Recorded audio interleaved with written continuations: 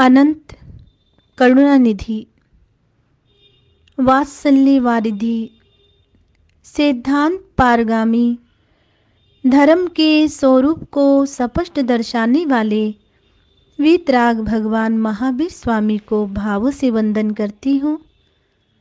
वर्तमान आचार्य सम्राट ध्यान योगी युग पुरुष शिवाचार्य भगवान के श्री चरण कमलों पे कोटि कोटि नमन करती हूँ। मम हृदय निवासिनी सरल आत्मा स्वर्ण संयम आराधिका महासाध्वी गुरनी मैया श्री वीणा जी महाराज साहिब के श्री चरण कमलों में शत शत वंदन करने के उपरांत धर्म प्रेमी बंधुओं, माताओं एवं भावी जीवों, प्रतिदिन आप प्रवचन श्रवण कर रहे हैं, जिन वाणी का पान कर रहे हैं। आई होप कि मैं उम्मीद करती हूँ, आशा करती हूँ कि आप सुने हुए को अवश्य में आचरण में लेंगे और आचरण में लेना ही, चिंतन करना ही हमारा धर्म है। हमारे श्रवण संस्कृति के अग्रदूत वीतराग भगवान महावीर की वाणी है। सुने हुए को आचरण में लेना ही आत्म कल्याण के मार्ग को आरोहण करना है। धर्म प्रेमी बंधुओं, कल आप सुन रहे थे कि उस चिड़िया ने रेगिस को कहा कि रेगिस, तू ये सब अहम में बोल रहा है। तूने अभी इस ब्रह्मांड की विराटता को जाना नहीं। तूने काल की गति को अभी समझा नहीं। तूने काल की गति को अभी समझा नहीं। मैं तुम्हें बताती हूँ, ध्यान से सुन।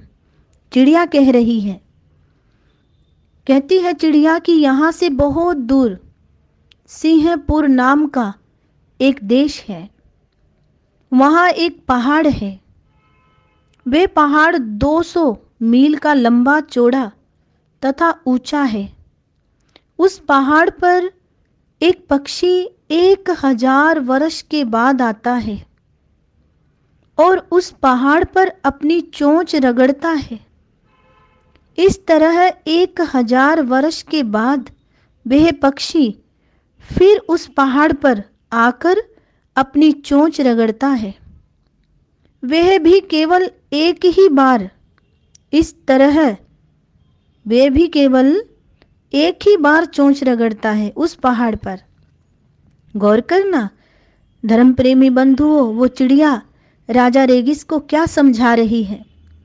तो वो कहती है कि वो पक्षी एक ही बार चोंच उस पहाड़ पर रगड़ता है। इस तरह जब वह सारे का सारा पहाड़ उस पक्षी की चोंच रगड़ने से भूमि सात हो जाएगा, तो ही रेगिस वह अनंत का एक दिन होता है। तुम्हारा एक दिन उस अनंत के दिन के सामने नहीं के समान है, नहीं के समान है। काल इतना विराट है राजन, धरती का मानव तो कल्पना भी नहीं कर सकता कि देवों का आयुष्य इतना बड़ा हो सकता है। धर्म प्रेमी बंधुओं, ये जीवन अनंत काल से इस विराट जगत में चारों गतियों में परिभ्रमण करता रहता है। कहा भी है, कर्मों के अनुसार कभी जीव स्वर्गलोक में तो कभी नरक में चला जाता है। कभी भूत प्रेत की योनि प्राप्त कर लेता है। जन्म 3 तरह का माना गया है। धर्म प्रेमी बंधु, गौर से सुनना। महापुरुषों ने फरमाया, समुच्छिम, उपपात, गर्भज। समुच्छिम, उपपात, गर्भज। मनुष्य का जन्म गर्भ से होने का कारण उसे गर्भज कहा गया है। बहुत से त्रियंच भी गर्भ से हैं, गर्भ से ही जन्म लेते हैं।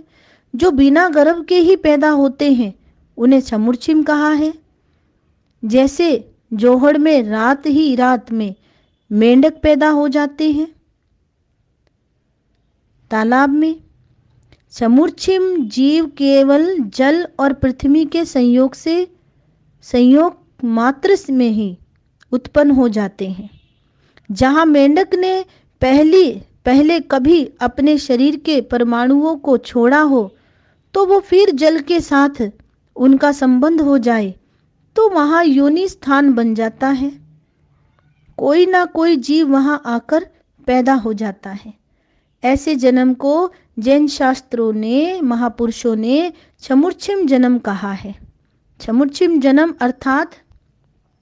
अर्थात बिना संयोग के उत्पन्न होना। स्वर्ग में औपपातिक जन्म होता है। स्वर्ग में एक देवशैया है, वहाँ स्वर्ग का जीव पैदा होता है और 2 घड़ियों में वह 32 वर्ष के युवक के समान बन जाता है। देवलोक के संबंध में शास्त्र में ऐसा कहा गया है, देवलोक में उत्पन्न हुए जीव की आयु बड़ी लंबी होती है। महापुरुष फरमाते हैं, धर्म प्रेमी बंधुओं, वो रिद्धिवंत होता है, समृद्धि से युक्त होता है। 2 घड़ी में वह यौवन को प्राप्त कर लेता है। सूर्य के प्रकाश की तरह उसके शरीर का तेज होता है देव का। उसकी प्रभा अलौकिक होती है। उसका मुकाबला सूर्य का प्रकाश भी नहीं कर सकता। इतना दिव्य रूप उस देवता का रहता है। ऐसी दिव्य देवगति प्राप्त करने के लिए उत्कृष्ट प्रकार का पुण्य उपार्जित करना पड़ता है। महाबल और उनके 6 मित्र देवलोक के सुख भोग रहे थे, लेकिन एक एक क्षण करके उनका सुदीर्घ आयुष्य भी समाप्त हो गया। अंजलि का पानी जैसे गिरते गिरते समाप्त हो जाता है, प्रभात का तारा देखते देखते छिप जाता है, पानी का बुलबुला देखते देखते फूट जाता है, इंद्रधनुष के रंग देखते देखते विलीन हो जाते हैं। पानी का घड़ा यदि फूटा हुआ हो तो एक एक बूंद के निकलने से सारा घड़ा धीरे धीरे खाली हो जाता है। ठीक इसी तरह है, महापुरुषों ने फरमाया, एक एक मिनट करके बीतते बीतते सारा जीवन समाप्त हो जाता है। मृत्यु का समय आने पर स्वर्ग के देवता भी घबरा जाते हैं। उनके कंठ की माला कुमलाने लगती है और उन्हें पहले ही अपनी मृत्यु का भान हो जाता है। तो फिर वे मनुष्य जन्म प्राप्ति की भावना भाने लगते हैं। देवता मरकर त्रियंच गति में भी आ जाते हैं। ऐसा महापुरुषों ने फरमाया। वे मनुष्य गति में भी जन्म लेता है। देवता मरकर नरक में नहीं जाता और नरक का प्राणी नरक से निकलकर कभी स्वर्ग में नहीं जाता। मानव तो बिल्कुल चौराहे में खड़ा है। जैसे चौराहे की गेंद को किधर भी ठोकर मार दे, उसके लिए चारों मार्ग खुले हैं, पूरब, पश्चिम, उत्तर और दक्षिण दिशा। वे किसी भी दिशा में जा सकती है। इसी तरह मानव से पशु गति भी प्राप्त की जा सकती है और मनुष्य मरकर मनुष्य भी बन सकता है। इसलिए इसके लिए 5वां मार्ग भी खुला है, वह है मोक्ष। मानव जीवन की यही प्रधानता और उच्चता है। कहा भी गया है, यही प्रधानता और उच्चता। तो व्यास जी के शब्दों में सुनाए तो मनुष्य जीवन से उत्तम और कोई जीवन नहीं है। सुखों की अपेक्षा से देवयोनि बड़ी है, लेकिन आत्मा कल्याण, विवेक और सत्य की उपलब्धि की दृष्टि से मानव जीवन सर्वश्रेष्ठ माना जाता है। महाबल और उनके 6 मित्र देवगति में 32 सागर रूपम की आयु भोगने के बाद इस धरती पर आकर विभिन्न प्रकार के देशों के राजा बने। जैसे कि कौशल, अंग, काशी, कुणाल आदि जनपदों के वे 6 मित्र देवलोक की आयु भोग कर इस धराधाम पर आकर राजा बन गए। उन राजाओं के नाम थे प्रतिबुद्धि, चंद्रछाया, शंख, रुक्मी, अदिन शत्रु। और छठा राजा था जित शत्रु, जिसकी राजधानियों के नाम थे अयोध्या, चंपा, श्रावस्ती, हस्तिनापुर, वाराणसी तथा काम्पिल्यपुर। इधर उस महाबल ने भी अपना स्वर्ग का आयुष्य पूर्ण कर लिया। साधना करके उन्होंने तीर्थंकर गोत्र बांधा था। वे मिथिला नगरी में राजा कुंभ की रानी प्रभावती के गर्भ में आकर तीर्थंकर के रूप में पैदा हुए। बोलिए मल्लीनाथ भगवान की जय। रानी ने 14 स्वप्न देखे। जैसा कि आप सुनते हैं कि 14 स्वप्न, जो 14 महास्वप्न होते हैं, उन 14 महास्वप्नों को देखा। स्वप्न देखने के बाद वह जागी। स्वप्नों का फल स्वप्न पाठकों ने कहा। राजा ने उन स्वप्नों का फल रानी प्रभावती को बताया। राजा ने उसे संतुष्ट किया, आश्वासन दिया कि वह एक महान पुरुष को जन्म देगी, जो तीर्थंकर बनकर दुनिया को धर्म का मार्ग दिखाएगा। धर्म प्रेमी बंधुओं, कहते हैं कि जब महाबल का जीव तीर्थंकर पद को प्राप्त करने के लिए उस नगर में, मिथिला में आए, कुंभ की रानी प्रभावती के गर्भ में, तो उस समय दोहत की पूर्ति और मल्लीनाथ जी का जन्म हुआ। किस प्रकार कि जैसे जीव आत्मा गर्भ में आया तो मां को एक दोहद उत्पन्न हुआ। बच्चे के जन्म से पूर्व मां को एक दोहद उत्पन्न होता है। वे बालक के विचारों के अनुरूप होता है। एक तरह से वह दोहद बालक व बालिका के संस्कारों का प्रतिनिधित्व करता है। प्रभावती को गर्भाधान के 3 मास बीतने के बाद फूलों की सैया पर शयन करने का दोहद उत्पन्न हुआ। फूलों की सैया पर, कि मां प्रभावती को ऐसा लगा कि मैं फूलों की सैया पर सोऊं।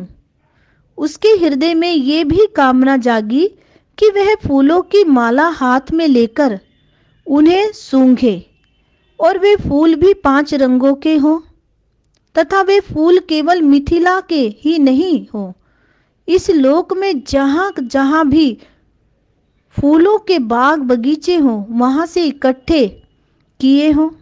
देवों ने उस प्रभावती रानी के मन के संकल्प के अनुसार उसकी इच्छा पूरी करने के लिए सुंदर पुष्पों को अनेक स्थानों से एकत्रित करके रानी प्रभावती के राजभवन में लाकर डाल दिए।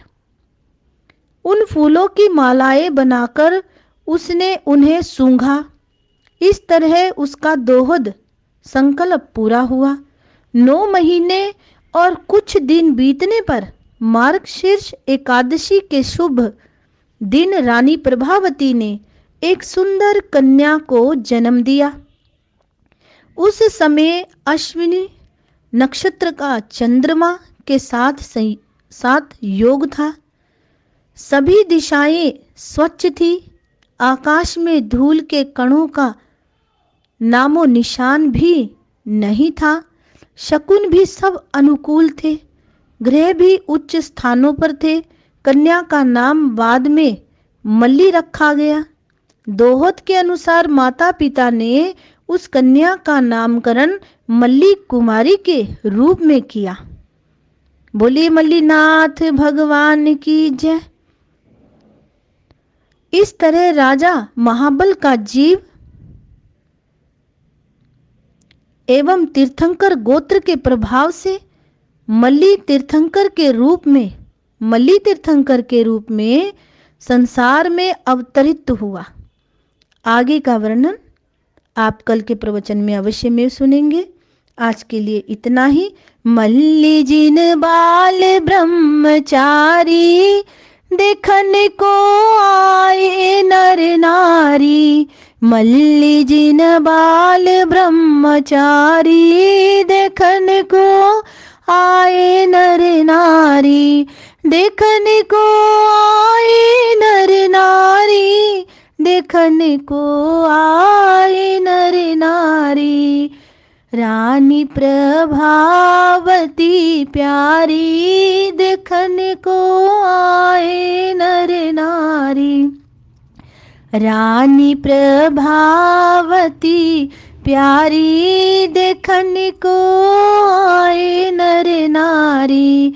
राजा कुंभ पर बलिहारी, राजा कुंभ पर बलिहारी।